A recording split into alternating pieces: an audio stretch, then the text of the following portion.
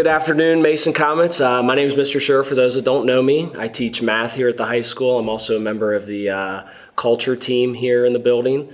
I also am the girls' head soccer coach, and if you've had me before, you know I am the review board sliding champion when we play those review games in class. It's my pleasure today to talk to you about the E plus R equals O system. We'll kind of start off with a little bit of review of what Tim Kite did with us in November at our first E plus R equals O.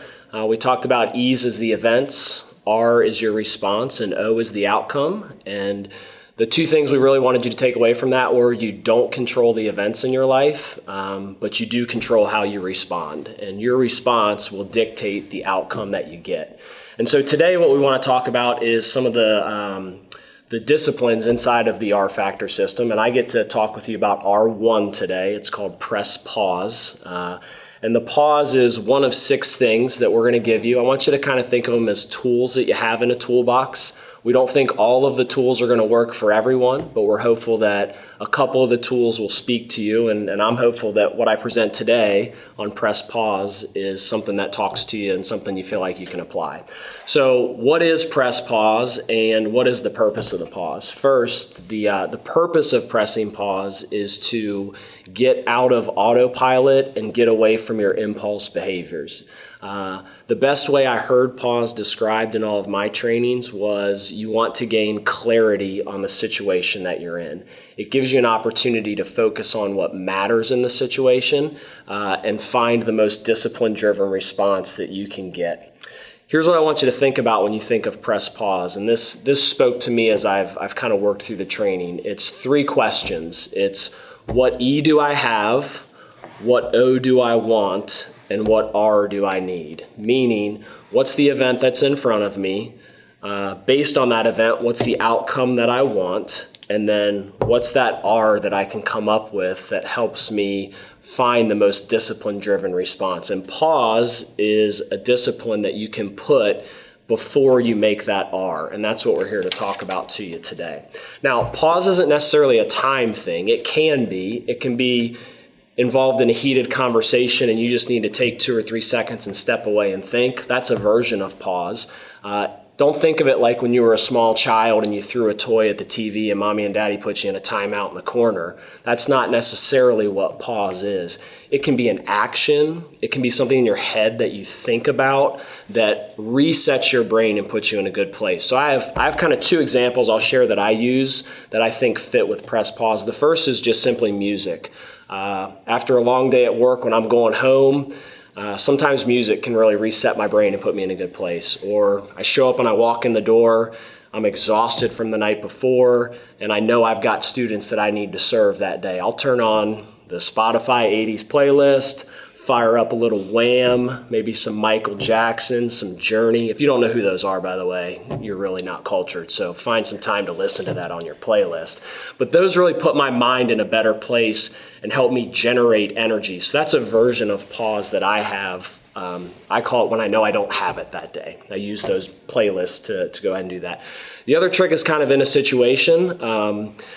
I'm big on trying to stay out of a bad mood, trying to be really positive, and one of the things that does that for me is jokes. Just simple little one-liners that I can have in my head that make me laugh, that keep me in a good space emotionally and physically.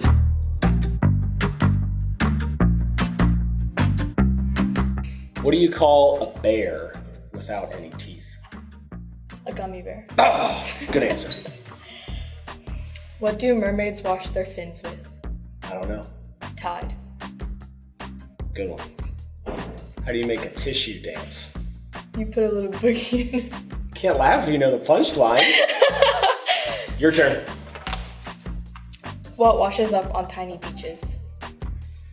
I don't know. Microwaves. I get it. That's a good one. No laughing yet. Why are elevator jokes so good? I don't know. They work on so many levels. Your turn. Where do poor Italians live? I don't know. The spaghetto. Dang. That's a good one. Well played. Congratulations on your victory, Jana. Whoa! I have one more. Oh, you want one more? All right, I got one more. Why can't you hear a psychiatrist using the bathroom? Because the P is silent. Man, why do you know all these? Cheers like you researched dad jokes. It's so easy. All right, your turn. 1/4 of my roof blew away last night. Oof. I got him twice. Well, whether jokes to cheer you up are your thing or not, I don't know if you can find the one-liners like Jaina did, but it's just another version that you can use of the press pause discipline where you find a way to flip your mind and put yourself back in a better place.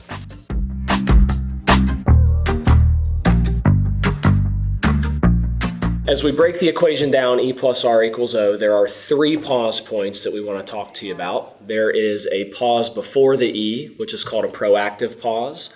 A pause in the equation, right when the E presents itself, that's a situational pause.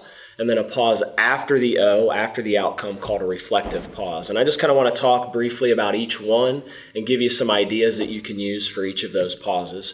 The reflective pause, so we'll start on the right side of the equation. It talks about what you can do after the outcome has happened, things that you can reflect on. I think this is where a lot of learning occurs in schools. You make a mistake, you reflect on why that mistake was made, and you learn from it. As a small child, I used to get in arguments all the time with my sister, Coach Johnston, actually. She teaches psychology here. And in those arguments, I would sometimes have a real angry reaction. I remember ripping the heads off of Barbies constantly in my formative years.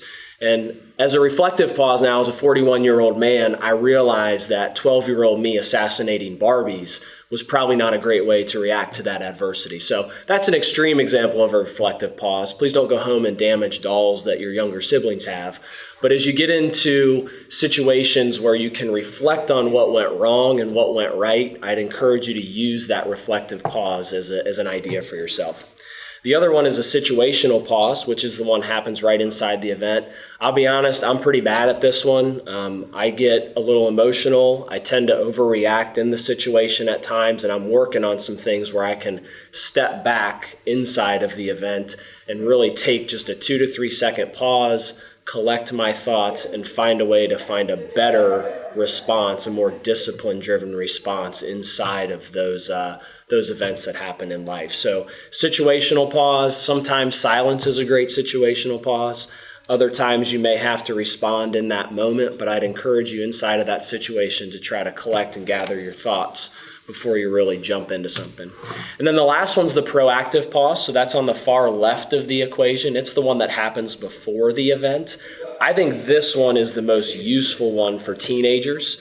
Your schedule is such that you go to class every day when the bell rings. It's a very structured schedule. And there are events that happen in your life that are predictable. You know that they're going to happen before they happen. And a proactive pause is a way of setting yourself up for success when those events happen. So what I'm going to try to focus on here are just kind of a list I created of some painful or adverse events that can happen in your life during the course of a school day. And maybe you can think of something you can proactively do so that you can find a better response in those moments. So one I put down was I'm overloaded with homework studying on a Thursday night because all of my teachers are giving tests on Friday now with the new schedule.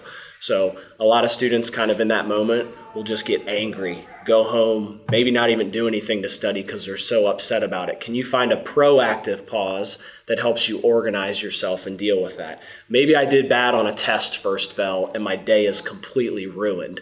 I'm sure that everyone's experienced some level of that. So what's the proactive pause after first bell test? Okay, how am I going to be functional the rest of my day? You can put in a pause before that. Maybe your girlfriend or boyfriend's creating drama in your life, right? That happens a little bit in high school relationships. What kind of pause can you put in before that happens so that doesn't impact the rest of your day?